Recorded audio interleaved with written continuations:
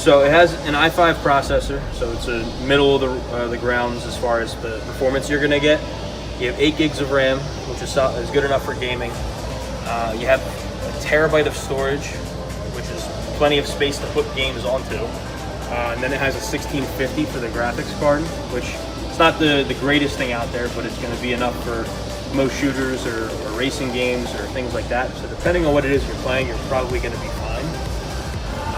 There's not really many games that it won't be able to play. Okay, so what differentiates this one from the other PCs? So again, it's all going to be based on the performance. This is a good middle ground one. You have some that are going to be really high end, which will be able to pump out higher resolutions or lower resolutions potentially, depending on the computer. So this is going to give you most games in 1080p, which is standard HD. You'll probably be able to play all those games no problem.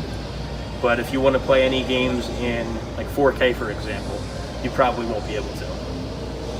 And what does it have inside? Like, what kind of devices or specs are, you know, the graphics card?